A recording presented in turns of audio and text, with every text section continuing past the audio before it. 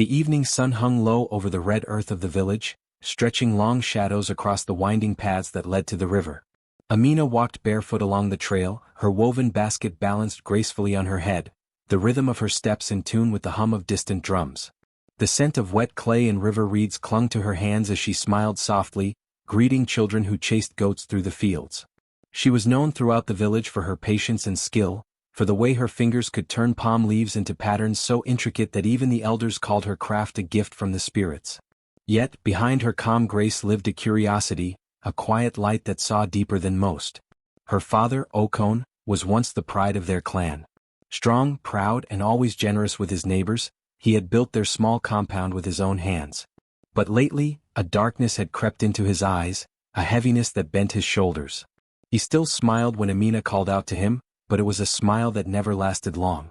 At night, when the moon rose high and the crickets sang, Amina often heard him whispering to himself in the courtyard, his voice trembling like dry leaves. Sometimes he left long before dawn and returned with dust on his feet and silence on his lips.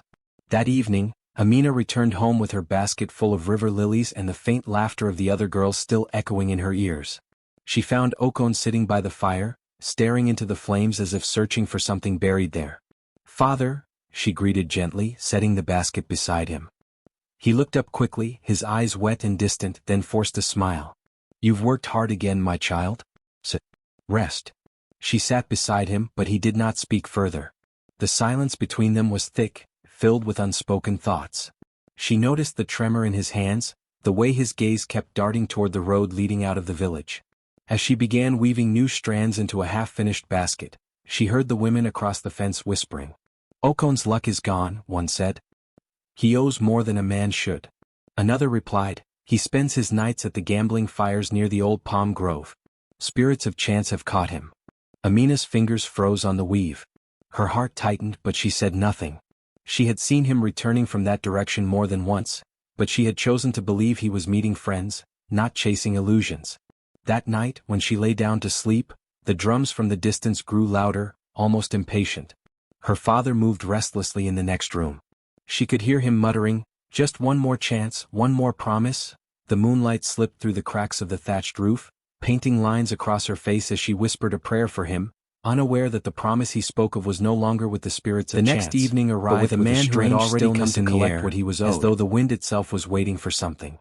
The sky glowed the color of dying embers, and the scent of rain lingered though no clouds were in sight. Amina sat outside her hut, weaving a mat, her thoughts wandering between the rhythm of the crickets and the unease she had felt in her father's presence these past few days. It was then she heard the sound of footsteps, steady, deliberate, unlike any she had heard before. She looked up and her breath caught. A tall figure stood at the gate of their compound. His frame was lean, his skin dark and smooth as polished wood, and his face half hidden beneath the hood of a long black robe that shimmered faintly when it caught the light. Over his shoulder hung a small leather bag, and in his right hand he carried a carved wooden box bound with red twine. The box was strange, its carving seemed to shift under the light, like faces turning away when looked at directly.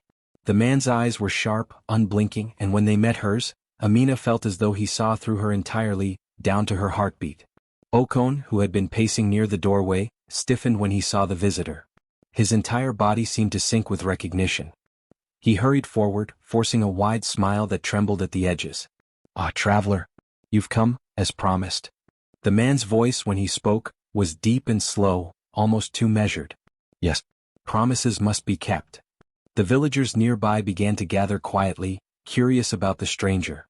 It wasn't often someone came from beyond the neighboring towns, and certainly not someone who dressed like him. But when they noticed how Okon bowed slightly as he ushered the man inside, their curiosity turned to unease.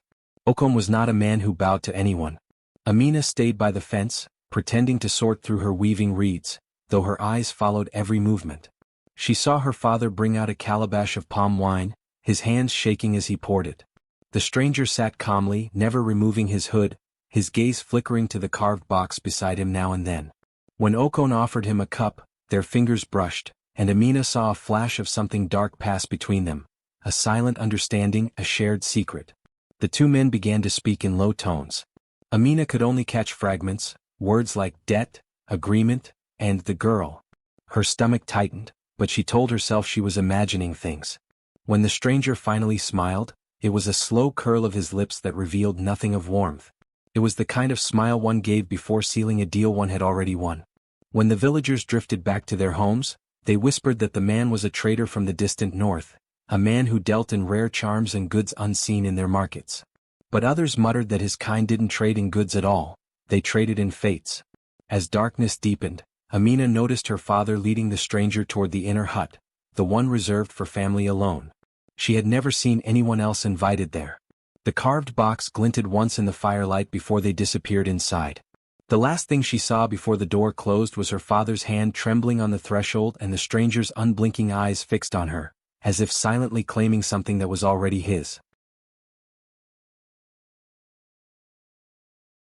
The morning sun rose with a dull reddish hue, the kind that seemed to burn without warmth. Amina awoke to the sound of murmuring voices outside her hut. She rubbed her eyes and stepped into the yard, her heart tightening at the sight before her. Her father, Okon, stood near the fire pit with Tund, the stranger from the night before. Between them lay the carved box and a small leather pouch, its mouth tied shut with gold-threaded rope. The way her father's hands trembled as he held it made her stomach twist. "Amina," Okon said, his voice unsteady but firm, "come closer." She obeyed, though every step felt like walking into a storm. Tund's gaze met hers, calm and unreadable. He stood with the quiet authority of someone who had already decided her fate. "You will go with him," her father said, his eyes darting away. "He has taken you as his wife." For a heartbeat the world stopped moving. The sound of birds, the rustle of trees, even the whisper of wind, all faded into silence. "What did you say?" she asked, her voice barely a breath. Okon swallowed hard, his shoulders sagging. "It is done, my child. You must leave with him today." Her heart began to pound violently. "Father, no. I don't even know him. You can't just—" Her voice cracked. "Please, I beg you."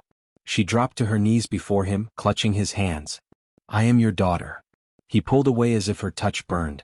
"It's for our survival," he said through clenched teeth. "This house, this land, everything would be lost without this. You will be cared for." "Cared for?" she whispered, tears flooding her eyes. "By a man whose name I only learned yesterday?" But he didn't answer. He stood frozen, a man trapped between guilt and fear. By then, a few elders had gathered at the edge of the compound, drawn by the commotion. None spoke, they simply watched. One of them, the oldest, sighed heavily and looked away as Tund placed the leather pouch into Okon's hands. The sound of gold coins shifting inside it echoed like thunder in Amina's chest. That sound marked the moment her freedom was sold. Her mother appeared then, her wrapper hastily tied, her face streaked with tears. She said nothing, only clutched Amina's favorite cloth, the one with red and yellow patterns she had worn as a child. When Amina reached to embrace her, the woman held her tightly, whispering broken prayers against her ear. But when Tund called her name, her mother let go, as though an unseen force had pulled her back. The stranger motioned for Amina to follow. Without another word, he turned toward the forest path, his carved box in hand. She looked once more at her father, hoping for a sign, a word, a reason to believe this was not betrayal, but his eyes were on the pouch, not her. As they walked, the dust rose behind them like ghosts. Tund began to hum a strange tune, low, rhythmic, and haunting. With every note, the birds in the trees fell silent, and even the crickets seemed to stop their song. Amina kept her eyes on the path, fighting the trembling in her hands, realizing that whatever road lay ahead, it would not lead her home again. The journey took 2 days, though to Amina it felt like weeks. The deeper they traveled into the forest, the more the world behind her seemed to vanish. The village sounds faded first, the laughter of children, the bleating of goats, the rhythm of drums. Then even the wind lost its warmth.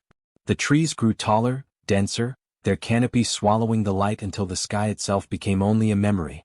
Each step on the narrow path was muffled by fallen leaves, and the air felt heavy, like it carried secrets. Tund walked ahead, silent as ever, his long robe brushing the ground. The carved box swung from his hand, faintly rattling with each step. Amina tried to speak once or twice, asking where they were going, how far the journey would be, but he never answered. His silence was not cruel, it was emptiness itself, like a wall she could not break through. When she finally stopped to catch her breath, she noticed that no insects buzzed, no birds sang. The forest was alive, but its life held its breath. By the time they reached the compound, dusk had already fallen. Amina's heart clenched at the sight, it was unlike any home she had ever seen. The structure was large, made of dark clay and thick timber, the roof slanted sharply as though trying to cut through the sky. Strange carvings adorned the walls, faces twisted in pain, eyes carved in patterns that seemed to follow her no matter where she stood. Around the house, the earth was black and hard as if nothing had grown there for years. Tund stopped before the entrance and turned to her. "This will be your home now," he said quietly, his voice smooth but cold. "You will find everything you need here. There is food, water, and a place to rest." His eyes lingered on her face before darkening slightly. "Only one thing you must remember, Amina, never enter the room at the end of the hallway." The words were simple but they carried the weight of command. "Why not?" she asked, her voice trembling. His expression did not change. "Because what sleeps behind that door must not be disturbed." Then he turned and disappeared into the shadows of the house. Inside the air was colder still. The house smelled of herbs, smoke and something metallic, like rust or blood. Jars of varying sizes lined the shelves, each sealed tightly with cloth and wax. Some were filled with colored powders, others with liquid that shimmered faintly under the lamplight. The walls were etched with symbols she didn't understand, spirals, eyes and clawed shapes that seemed to move when she looked away. That night, Amina lay on a woven mat in the small room Tund had shown her. He slept beside her, or at least she thought he did. His breathing was steady, shallow, too even. But the silence of the forest outside pressed against the walls until she thought she might suffocate. Then she heard it, the faint sound of whispering. Voices, soft and layered, speaking in a language she couldn't recognize. Footsteps followed, slow and deliberate, moving down the hallway toward the forbidden room. Her heart raced as she turned to look at Tund. He hadn't moved. His face was calm, his eyes closed, but his lips curved slightly upward, as if he could hear the whispers too and was smiling because of them. Amina pressed her blanket to her chest, too afraid to move, realizing that something unseen was awake in that house, and it was watching her. Days turned into weeks, but Amina never grew used to the silence that filled Tund's house.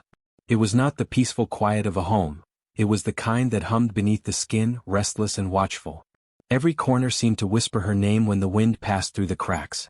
During the day she busied herself with chores, sweeping the courtyard, washing the few dishes, tending to the small fire that burned in the center of the compound, but even then she could feel the house breathing. Its walls sighed, its doors creaked in ways that didn't sound like wood. And from the far end of the hallway came the sound she tried hardest to ignore. At first it was faint, like water dripping or cloth rustling in a breeze. But as the days went on she began to hear clearer sounds. A muffled sob, the drag of a chain, and sometimes, a low rhythmic chanting that rose and fell like waves. The door to that room was always locked, its frame darker than the others as if the wood had absorbed something foul.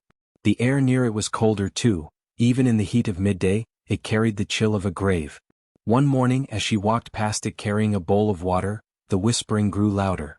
She froze, pressing her ear to the door. The voice on the other side was faint, trembling, a woman's voice crying softly for help. Amina's heart pounded.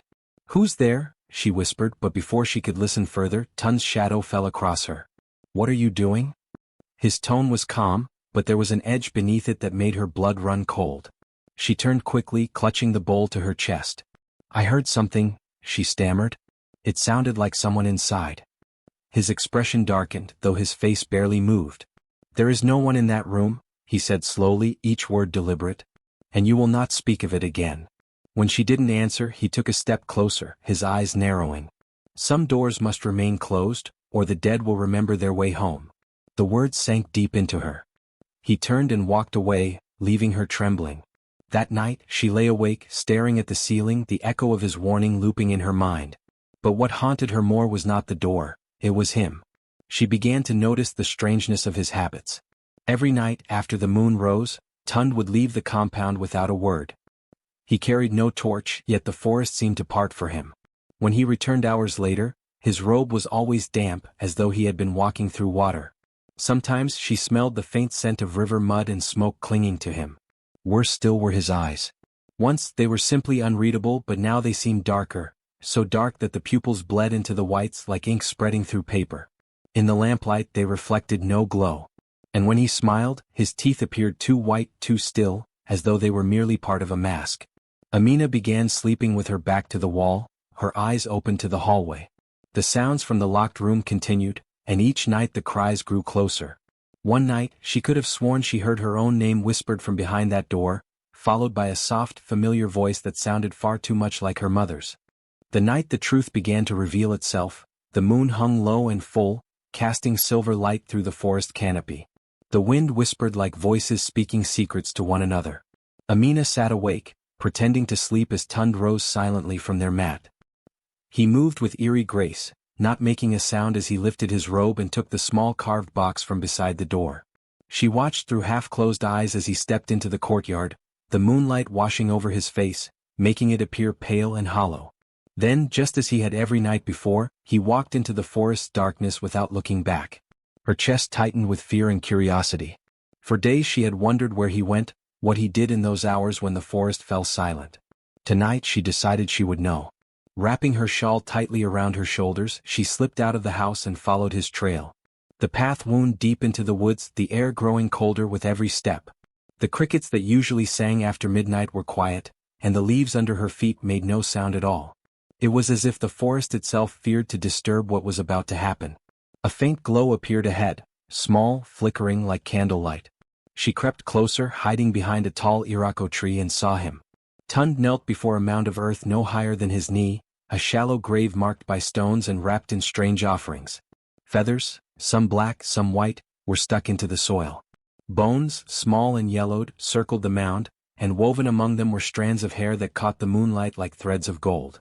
Amina's stomach twisted when she realized the hair looked human. Tund placed the carved box on the ground and began to speak in a language she had never heard. The words were deep, vibrating through the air like the hum of a drum. His voice was not entirely his own. Sometimes it cracked, sometimes it echoed as though many voices were speaking through him. Arawa. Arawa, he chanted, calling a name that made the wind rise and the trees sway. Then the ground shivered. The earth beneath the grave moved, lifting slightly as if something inside was breathing. A deep, wet sound followed. A sigh, a gasp, or perhaps the first breath of something waking. Amina's hands flew to her mouth to stop her scream. The air filled with a smell of decay, sharp and thick, like wet clay mixed with blood. Tund leaned forward, whispering into the soil. She could not hear the words, but she saw his expression, devotion, longing, and fear all at once. The grave pulsed faintly, glowing from within for a brief moment, and then went still. He stood slowly, picked up the box, and bowed low to the ground. Amina couldn't bear another moment. She turned and ran, her feet barely touching the ground, branches scratching her arms as she fled through the trees. Her breath came in sharp bursts, her heart pounding like drums of war. She didn't stop until the compound came into view, dim under the fading moonlight. When she pushed open the gate, the stillness of the house felt wrong, too heavy, too expectant. She moved through the hallway, the echo of her footsteps the only sound. Then she froze. At the far end, the forbidden door stood ajar, just slightly, the darkness inside alive with a faint whisper, as though whatever had been sleeping beneath the earth had finally found its way home. The house was silent, so still that even the wind outside refused to move through the trees. Amina stood before the forbidden door, her trembling fingers grazing the carved wood. The faint smell of smoke and damp earth seeped through the cracks. She had promised herself never to open it, but now that she had seen Tund whispering to the grave, she could no longer pretend ignorance. Something inside that room held the truth, a truth her father had traded her for. She pushed the door slowly. It creaked as if it hadn't been opened in years. A cold draft brushed her face, carrying with it a scent so foul and ancient that her stomach twisted. Inside, the air was heavy with incense, decay, and something metallic, blood, long dried but not forgotten. Her bare feet stepped onto the dusty floor, and the room seemed to sigh in response. Shelves lined the walls, filled with jars sealed tightly with cloth and wax. She moved closer, squinting in the dim light. Inside the jars floated strange shapes, human hands, pale and shriveled, adorned with rings, braids of hair neatly tied with red thread, and eyes that seemed to follow her wherever she turned. Some jars had inscriptions burned into the glass, others marked with names she did not recognize. Her throat tightened. These weren't mere trinkets, they were pieces of people. Offerings, sacrifices, or worse. She tried to back away, but something in the room urged her forward, a pull that felt both foreign and familiar. At the center of the room was a pit covered with wooden planks, crudely nailed together. The faint hum of whispers echoed from beneath it. Amina's heartbeat quickened. She crouched down, her shaking hands tracing the edges of the boards. The smell coming from below was unbearable, rot, dampness, and the sourness of death that had lingered too long. She hesitated only for a breath before pulling at one of the planks. The nails groaned, the wood splintering. As soon as the board came loose, a wave of cold air rushed upward, carrying a low moan from beneath. Amina's eyes widened as she leaned over the pit. Below her lay rows of bodies, perfectly arranged as if sleeping. All were women, young and silent, their faces pale but untouched by decay. Each one wore the same patterned cloth her father once bought her at the market, the same one she had wrapped around herself on the day she left home. Her breath hitched. It wasn't coincidence. Their hair was braided the same way her mother had done hers. Their wrists bore the same bangles Tund had given her upon arrival. She stumbled backward, covering her mouth to stifle a scream. Her knees buckled. The realization tore through her chest like a storm. Her father hadn't sold her to save their home. He had sold her into something much darker, a cycle of sacrifice, a curse that demanded daughters like her. Tears blurred her vision as she stared at the pit. The whispers grew louder, rising from the depths, soft voices calling her name, pleading for release. She backed away, trembling, but her skirt brushed against one of the jars, knocking it over. It shattered on the floor, releasing a dark mist that curled through the air like smoke. Somewhere deep beneath the house, something shifted, and the eyes of the women in the pit began to open. Amina stumbled backward, her hands pressed to her mouth, her knees weak with shock. The air in the forbidden room grew heavier, the shadows thickening around her like a living cloak. Then, as if summoned by her fear, a faint light shimmered in the corner of the room, soft and ethereal. She froze, her heart hammering. The glow coalesced into a shape, tall and thin, translucent, hovering just above the floor. The figure had hollow eyes that seemed to pierce through her very soul, and yet the voice that came with it was achingly familiar. "Amina," it whispered, the tone carrying the weight of years and sorrow. She blinked through her tears and the features became clearer. The face was unmistakable, her mother's sister, Zara, who had vanished from the village nearly a decade ago, leaving nothing behind but whispers and unanswered questions. "Tanti Zara?" Amina breathed, her voice barely more than a tremor. The spirit drifted closer, the air cooling with her presence, carrying the faint scent of jasmine and smoke. "Do not be afraid, child," Zara said. Her hollow eyes, though empty, held a wisdom and a sorrow that made Amina's knees buckle. "I have come to warn you, for the path before you is fraught with danger, and the house you dwell in hides truths darker than your imagination can grasp." Amina swallowed hard, barely able to form words. What is he?" she whispered, glancing toward the direction of the locked room, her mind still reeling from what she had seen. "He is no ordinary man," Zara said. Her voice rose, echoing faintly against the walls, mingling with the whispers of the jars. "Tund is a collector of souls. Long ago he made a pact with ancient spirits, trading obedience and devotion for wealth and power. Each woman sold to him becomes part of his offering, bound to the house until their essence is claimed." The words settled on Amina like stones pressing into her chest. She could feel the room vibrating slightly as if acknowledging the truth. Why my father?" she choked. "Why did he?" Zara's face softened for a fleeting moment. "Your father is trapped in his own sins, Amina. His choices, his greed, his willingness to barter what is most precious, they have brought this darkness to your doorstep. Yet this is not your burden to bear entirely alone." A faint light glimmered from Zara's form, illuminating the jars and the pit, revealing the silent figures once more. "You have the strength to break this curse," she said, her voice now trembling with urgency. "But it will demand courage beyond what you have known. You must confront him, Tund, and demand the truth. You must also face the shadow of your father's sin, for only in acknowledging both can the chains be undone." Amina's heart thudded violently. Fear and anger churned inside her like a storm, but beneath it was a glimmer of resolve, a fragile thread of determination. She looked up at the spirit, her voice steadying. "I will do it. I will free them." Zara's hollow eyes softened, and a faint smile touched her lips, though her form flickered like a flame in the wind. "Then listen well, child. The road ahead will test every part of you, your mind, your heart, your soul.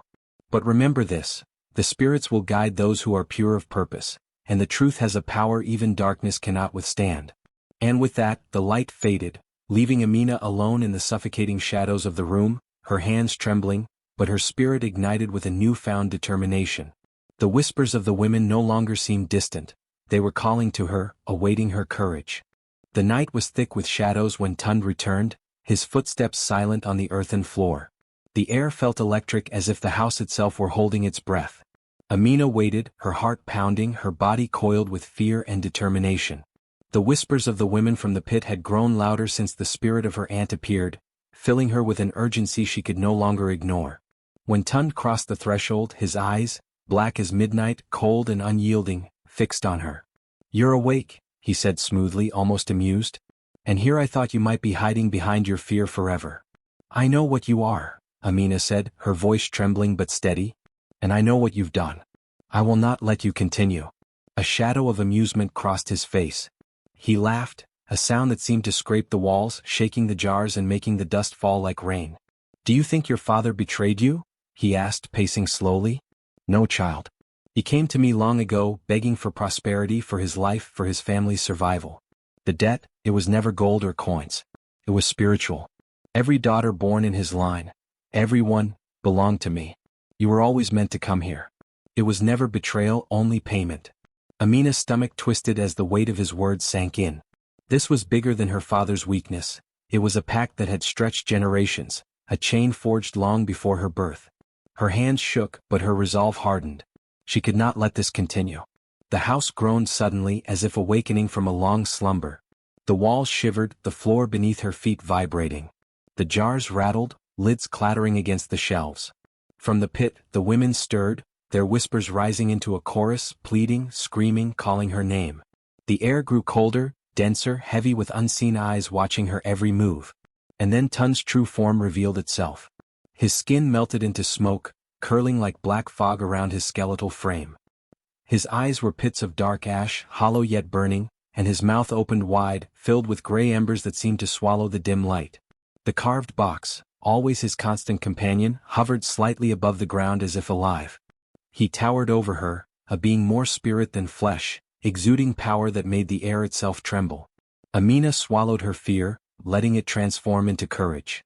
She lunged for the box, her hands grasping the smooth, cold wood. Tund's smoky fingers tried to snatch it away, but she held firm. With every ounce of strength and fury coursing through her, she lifted it above her head and slammed it onto the floor. The wood cracked, splintered, and the carvings shattered. A blinding light erupted from the broken box, and a rush of energy swept through the room. Souls that had been trapped for years, faces of women and children long silenced, were released in a burst of shimmering, silver light. The jars tipped over, releasing soft, glowing wisps that floated upward. Tund screamed, a sound like fire cracking against stone, his smoky form writhing as the freed spirits poured forth. Amina stumbled back, breathless, but her chest swelled with triumph. She had faced the darkness, and now, with each whisper of gratitude from the released souls, she realized she had shattered not just the box, but the chains that had bound generations. The moment the carved box shattered, the air changed. It thickened, vibrating with energy that seemed alive, wrapping around Amina like a tangible force. The whispers of the women grew into cries, rising, merging into a chorus that shook the very foundation of the house. From the pit and the jars, glowing wisps of silver and gold surged upward, their light intensifying with each passing heartbeat. The walls trembled, the ceiling groaned, and the carvings etched into the wood began to smolder, their once dark faces twisting in agony before igniting into flames. Tund's form, already unstable from the release of the spirits, writhed in the center of the room. Smoke and ash coiled around him, obscuring his eyes of fire and his mouth full of embers. He roared, a sound that rattled the jars and echoed through the forest, but it was too late. The spirits had awakened fully, their power wild and unrestrained, sweeping across the house like a storm. The fire leapt along the walls, licking the roof, consuming the wooden planks, and black smoke spiraled high into the night sky. Amina didn't wait to see the destruction reach its peak. Her legs carried her out of the house, stumbling through the debris-strewn courtyard. The forest beyond seemed alive, opening its paths to her as the cries of the dead followed her, entwined with the roar of wind and the crackle of fire. She could hear the women calling, not in anger but in relief and gratitude, their voices carrying her forward. The box's shattered fragments tumbled from the remains of the house, glowing faintly like stars fallen to the earth. Amina bent down, gathering them carefully, feeling the pulse of the trapped souls beneath her fingers. Each shard shimmered with a life that had long been denied, and she realized with awe that the women inside were the ancestors, the daughters of those who had been taken before her, generations bound by a curse now broken. She ran until she reached the sacred tree at the edge of the forest, a place where the village elders once held their rituals. There she dug a small pit beneath its roots and buried the fragments, whispering a prayer for the souls and for the land that had carried their suffering. The soil swallowed the shards and a faint glow seeped into the roots, spreading upward like a pulse of light through the trunk and branches. For the first time in years the forest felt warm and alive. The mist that had lingered in the mornings dissipated, revealing the sun rising over the horizon, painting the red earth in soft gold. The wind carried no whispers of sorrow now, only the gentle rustle of leaves, the chirping of birds and the promise of a new beginning. Amina sank to the ground exhausted, her heart pounding, yet filled with a profound peace. The house behind her had crumbled entirely, leaving nothing but smoke and ash, but its chains had been broken. The spirits were free at last, soaring into the sky with a brilliance that seemed to cleanse the entire forest. And in that dawn, Amina understood the full weight of what had been done, and the courage it had taken to release it all. The curse was gone, the past redeemed, and the future hers to reclaim.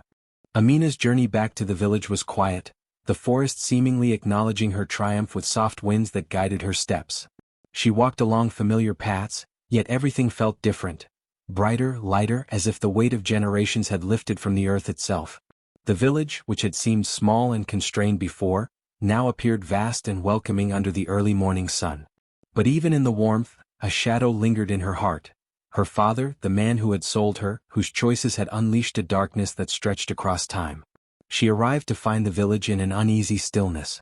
Word of her absence had spread, and neighbors peered from behind doors and fences, whispering as she passed. Her father's hut stood at the center, the roof sagging and the walls gray with neglect. Inside she found him, Okon, a shell of the man she once knew. His shoulders were hunched, his hands shaking uncontrollably, and his face was pale and drawn, etched with guilt and fear. When he saw her standing at the doorway, his knees buckled and he fell to the ground, arms outstretched. "Amina, oh my daughter, please forgive me," he cried, his voice raw and trembling. "I did it for the family. I never wanted this." Amina knelt beside him, her own hands steady, her gaze unwavering. She could see the weight of despair in his eyes, the way his soul had been twisted by fear and greed. But the anger that had once consumed her had softened, replaced by clarity and resolve. She placed a gentle hand on his shoulder. "Father," she said firmly, "the forgiveness you seek does not belong to you. It belongs to the spirits, to the women whose lives you bartered for your own comfort. Only they can release you from the debt you created." Okon's head dropped, tears falling freely now. He trembled as if every moment of his life had been compressed into that instant of reckoning. Amina stood, her posture strong, her presence a reminder of the courage she had found through fear and darkness. She turned and walked toward the edge of the village, leaving him in silent reflection. That night Okon dreamed. In the dream, the forest rose around him, and the house beyond it burned with roaring flames. The jars shattered and the women's voices echoed endlessly. From the inferno, Tun's hollow, smoky form emerged, his mouth full of ash, his eyes glowing with fury. He called Okon's name again and again, the sound tearing at his very being. When dawn broke, the villagers found Okon lying on the floor of his hut. His body was still, but his eyes were open, staring toward the forest. There was no sign of struggle, no illness apparent, only the weight of a lifetime's sins finally crushing him. Whispers spread quickly through the village, of spirits released, debts repaid, and the man who had gambled with his daughter's fate now claimed by the consequences he could not escape. Amina, standing at the edge of the village, looked back once. She felt the pang of sorrow for her father, but it was tempered by understanding. Justice had been served, the curse broken, and the spirits freed. The forest beyond seemed to hum in quiet approval, and for the first time the world felt balanced again. Years passed, and the village began to heal under the light of time and Amina's quiet presence. She walked among the people with a calm strength, her eyes holding both sorrow and wisdom, the kind that comes only from facing darkness and returning unbroken. Children gathered around her as she told stories of courage, sacrifice, and the cost of greed, while adults sought her counsel when disputes arose, or when the weight of fear or betrayal touched their homes. Amina had become more than a survivor, she had become a keeper of memory and a healer of hearts. Her hands, once skilled only in weaving baskets, now healed the sick with herbs, poultices, and chants taught to her by the spirits she had freed. Villagers came from far and wide to sit beneath the shade of her small hut's veranda, listening to her words about humility, honesty, and respect for life's sacred balance. Her story was never told as one of victimhood, but as a tale of courage in the face of unimaginable darkness. Though many men had sought her hand, she refused every offer. "My soul has already walked through shadows and returned whole," she would say, her voice soft but unyielding. The village respected her choice, understanding that her strength had been forged in a fire none else had endured. She carried herself with a quiet dignity, a living reminder that survival and justice often come through courage and resilience, not compromise or submission. Parents would whisper her story to their children in hushed tones, a warning and a lesson all at once. "A man may sell what he owns," they would say, "but not what breathes his blood."